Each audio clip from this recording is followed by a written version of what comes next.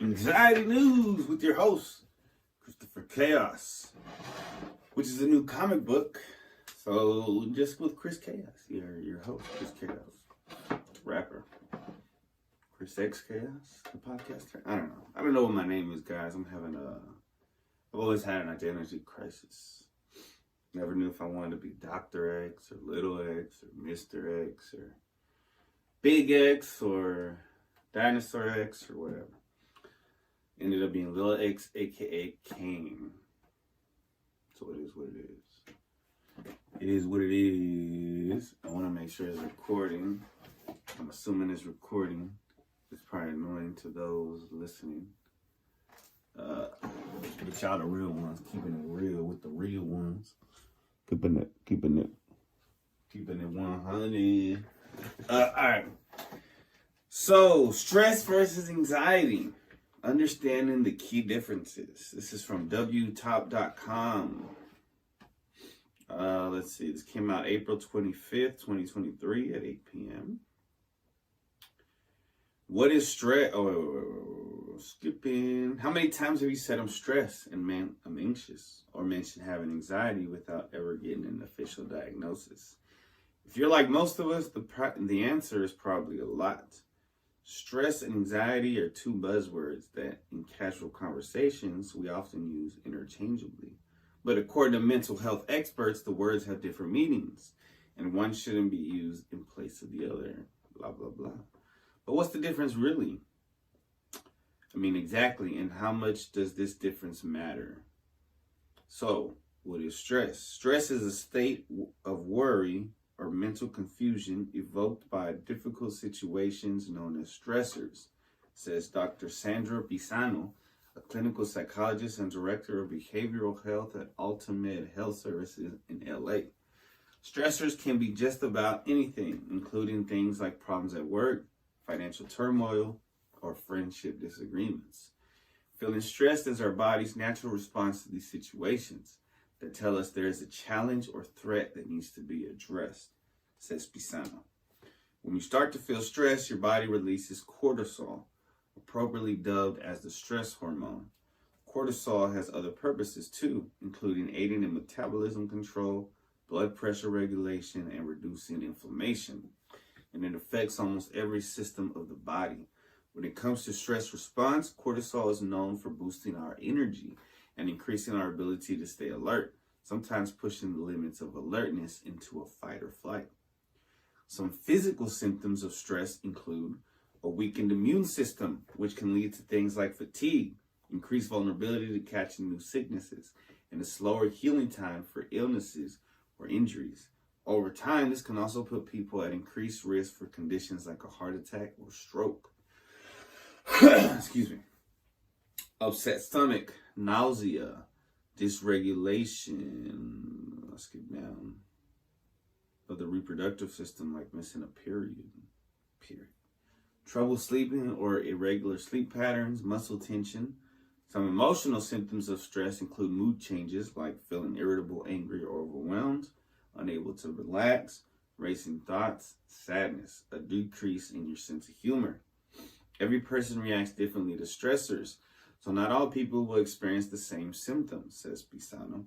Not everyone can identify their stressor either, but most can, she adds. A decrease in your sense of humor. So everybody's just stressed out that's complaining about comedy. Dealing with stressors isn't fun, but the thing is, when they go away, for example, no more work, so does the feeling of stress. This isn't the case with anxiety, which is persistent even in the absence of the stressor. What is anxiety?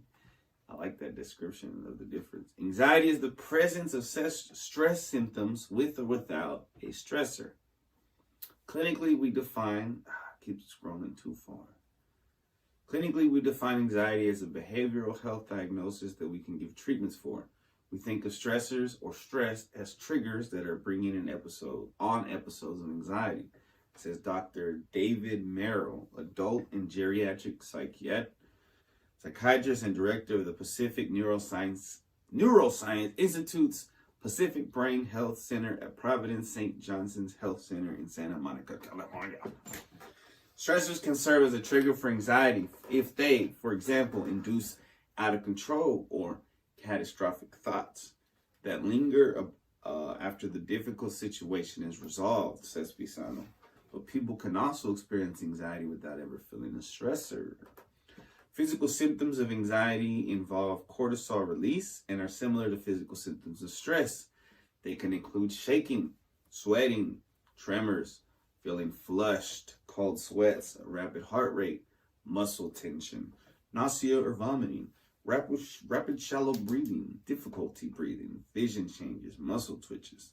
Emotional symptoms of anxiety are also similar to those of stress, which can include feeling irritable, angry, or overwhelmed, being unable to relax, ruminating on certain things, racing thoughts, sadness, a decreased sense of humor. Anxiety versus anxiety disorder. Not everyone who feels anxiety is diagnosed with anxiety disorder. People with anxiety disorder may experience anxiety often and out of the blue and without any clear triggers, says Merrill. That's when you might want to get therapy for anxiety or try medication for anxiety, or the combination of both. Seeing a trained clinician can help you figure out if your anxiety is improved by treatment, and if so, what type of treatment to pursue. As for how anxious you should be feeling to seek professional help, Merrill says not to set a limit. Any kinds of signs that jump out should be indicators to seek help, he adds. If you're not able to complete the task that you want to, again, whether it's responsibilities with family or at work or in your personal life, taking care of yourself, or if your day-to-day functioning is diminished because of your feelings of anxiety, it is time. Stressors in post-traumatic stress disorder. PTSD is an intense mental health diagnosis that involves intense anxiety induced by a major stressor. The terminology is suddenly completely overlapping, says Merrill. If you're just looking at the English word, it's right there in the name, post-traumatic stress disorder. In contrast to general anxiety, you can't have post-traumatic stress disorder unless you had the stressor, the exposure to the traumatic event. Traumatic events can include witnessing death or abuse, among other things. For example, veterans may experience PTSD from experiences in combat. Why mental health language matters. Most people who misuse the term stress and anxiety probably aren't doing so maliciously, but that doesn't mean that they haven't had an unwanted impact. Pisano encourages people to educate themselves on these terms and make an effort to use them correctly and respectfully. We don't want to stigmatize or pathologize people who are dealing with stress or anxiety, she says. It is important for everyone to know the difference and access support when needed. Our ignorance may be attributed to a larger lack of mental health education in the U.S. and stigma surrounding conditions, she adds. To build this up, Pisano advocates for more open communication, safe spaces for people struggling, and financial investments in mental health programs to bring down barriers for people who cannot afford care.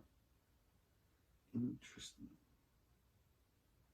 So now I don't know what the fuck I have, but I'm still taking an anxiety pill and a depression pill, but they're actually both like anxiety pills. So I don't know what the fuck. Yeah, then sometimes weed helps and sometimes it hurts. Sometimes it makes it worse. But it is what it is. Life is a dangerous path, my friends. We'll be right back with your movie review of the week, of the month. But we'll be back next week because we're on summer vacation, so now we can catch up. We had to take a month off, ladies and gentlemen. A little vacation from the podcast. Right back.